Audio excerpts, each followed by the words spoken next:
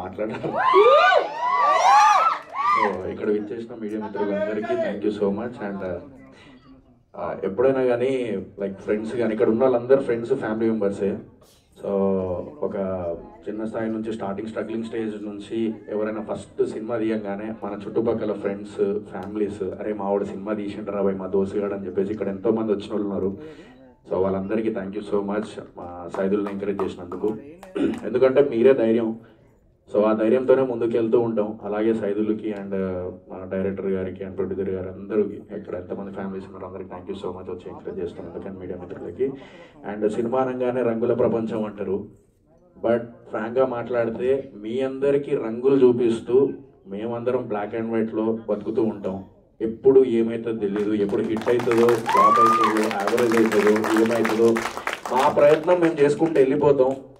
అది ఎంతవరకు ప్రయత్నం అది ఫలిస్తుందో మాకు ఫలితం వస్తుందో మాకు తెలియదు. బట్ మా ప్రయత్నం ఒకటే ఉంటుంది. మా దగ్గర ₹1,00,000 ఉంటే దీని అమ్మ జీవితం 95,000 ఓన్లీ సినిమాకే పెడతాం మేము. ప్రొడ్యూసర్ అయినా ఆ డైరెక్టర్ అయినా ఎవరైనా అంటే అదొక పిచ్చి. అంటే డ్రగ్స్ అన్న దీని అమ్మ జీవితం వదులుకుంటామేమో కానీ ఈ సినిమా అనేది ఒక్కసారి దీనిలో ఎంటర్ అయిపోతే దాన్ని మళ్ళీ వదులుకోవడం కష్టం. అది ఫ్లాప్ అయినా హిట్ అయినా రవితేజ గారు నేనింతే సినిమాలో ఏదైతే డైలాగ్ చెప్పారో లాస్ట్కి అది సినిమా తీయడం మా ఎత్తు, మా ప్రయత్నం మేము చేస్తూ ఉంటాం. తర్వాత అనేది ఇంకా అది ఫ్లాప్ అయినా హిట్ అయినా మళ్ళీ ఇంకో సినిమాలు చేస్తూనే ఉంటాం. సో ఈ టీం వర్క్ గురించి ఇందాక నాకు డైరెక్టర్ ఇస్మాయిల్ గారు చెప్పిర్రు. సో అదే తపనతోని అదే పట్టుదలతోని ఈ టీం అందరూ కష్టపడి ఈ సినిమా చేసిర్రు. ఆ సినిమా పేరు రాధేకృష్ణ 1980s.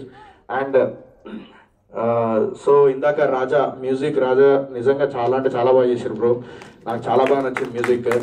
అండ్ బడ్జెట్ కూడా ఒక బడ్జెట్ చెప్పారు ఇందాక. I don't want reveal that budget. But ఆ బడ్జెట్లో ఇంతమంది లైక్ టీం అందరు కలిసి ఒక టీం వర్క్గా ఇందాక చెప్పినా కదా మీ అందరికి రంగు అంటే వెళ్ళి ఒక ఎంటర్టైన్మెంట్. సినిమా అంటేనే ఒక entertainment.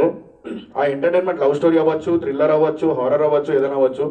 But emotional love story తీసారు. సో ఐ హోప్ ఈ సినిమా మీ టీం అందరికీ సుధాకర్ గారికి కూడా మంచి ఒక సినిమా మంచి డబ్బులు రావాలని మనస్ఫూర్తిగా కోరుకుంటున్నాను. And Ismail all the very best Ismail భాయ్.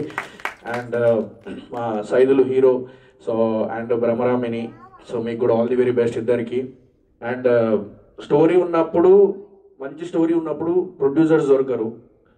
ఏదన్నా సినిమా వచ్చింది అవకాశం చేద్దాము అనుకోలే మంచి స్టోరీ దొరకదు. కానీ మంచి స్టోరీ ఉన్నప్పుడు ప్రొడ్యూసర్ దొరికితే మా ఉన్న దాంట్లో చేద్దాము అని చెప్పేసి ఒక బెస్ట్ ఇచ్చే అవుట్పుట్ అనేది ఏదైతే ఉంటుందో ఒక డైరెక్టర్కి అది ఇప్పుడు ఆ బెస్ట్ ఇస్మాయిల్ గారు ఇచ్చిర్రు.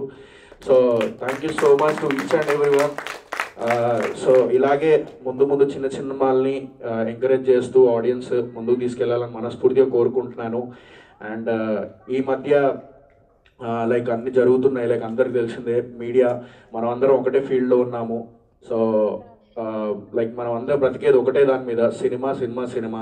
సో దీని మీదనే బ్రతుకుతున్నాం. సో మీడియా మిత్రులందరికీ and at the same time మన ఈ ట్రోలర్స్ కానీ లేకపోతే ఈ బయట సోషల్ మీడియాలో కానీ ఎక్కడైనా ఈ సినిమా వాళ్ళని కొంచెం ఇదిగా చేయడం ట్రోలింగ్ చేయడం అలాంటివి చేస్తే వాళ్ళ ఫ్యామిలీ అండ్ లైక్ యూనో వాళ్ళ ఫ్రెండ్స్ అరే ఇది వచ్చింది చూడరా అది అన్నప్పుడు ఎంత బాధ ఉంటుందంటే ఎందుకంటే సినిమా అనేది ఒక స్ట్రగుల్ తీసేటప్పుడు. అలాంటి టైంలో మళ్ళీ ఇవన్నీ చేస్తూ ఉంటే ఒక మనిషిగా ఈ సొసైటీలో బ్రతకాలంటేనే కింద మీద అవుతూ ఉంటాం. సో ఆ ధైర్యాన్ని అంటే అది పట్టించుకోకుండా ధైర్యంగా ముందుకెళ్ళేవాడే సినిమా వాడు, అది మేము. సో మీరందరూ ఎంకరేజ్ చేయాలని మనస్ఫూర్తిగా కోరుకుంటున్నాను. సో సొసైటీలో మంచి మార్పు రావాలని కోరుకుంటున్నాను. ఒకరిని ఎంకరేజ్ చేయకపోయినా పర్లేదు బట్ కించపరచొద్దని మనస్ఫూర్తిగా కోరుకుంటున్నాను. ఈ మధ్య జరిగే అన్ని అదే జరుగుతున్నాయి. హరిశంకర్ గారు కూడా అదే అన్నారు. So thank you so much. And ఇప్పుడు రాధేకృష్ణ సినిమాకి all the very best. And teaser launch చేయించినందుకు మౌనిక గారికి థ్యాంక్ యూ సో మచ్ అండి. Thank you so much to each and every one. Thank you so much.